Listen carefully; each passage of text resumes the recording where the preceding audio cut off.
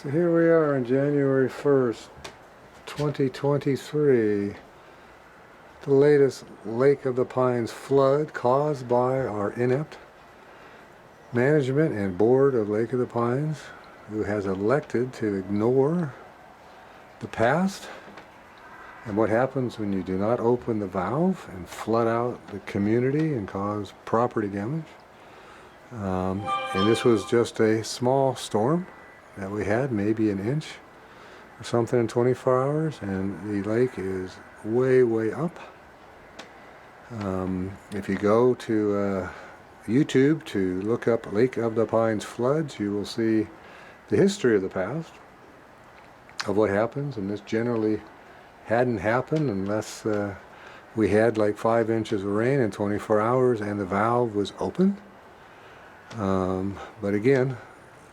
the current board and management ignore the past. We had situations in the past where the water was like this, and it got so bad that in one case, thank goodness, Eileen Greiter got the board president to open the valve an unprecedented 14 inches, which basically saved the community, because without that, the water would have gone over the second weir, damaging not just significantly more lakefront properties, but ripping down that creek in the second weir that would have been unprecedented.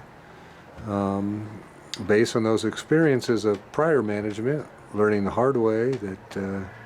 just putting your head in the sand and letting the place flood is not an appropriate lake management process.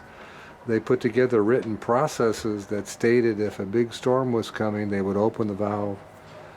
leave it open, drop the lake a foot, so there was some ability to not just dump the lake from the spillway and the valve, but capacity in the lake to hold Mother Nature coming in. But again, our current board in 2023 and management have totally ignored what will happen again, meaning at this point, if we were to get one of those 5-inch rains, even though it's not forecasted, but we do have a forecast of rain coming for the next 2 weeks basically, at this lake level, the potential damage is again unprecedented in Lake of the Pines, because in the past we did have smart people. Now here again, we can see we've got the lake way up, and I have made a question of why the lake has management and the board has not put up the red flag saying no boats are allowed, because at this level any wave action from a boat will do nothing but cause more damage. But do you see the red flag up? Did we see a boat just cruise by there at full speed, causing more wave action, which will provide more damage to property? Again, management of the board don't seem to care. It's just logical things to do to protect this amazing community that they seem to not care about.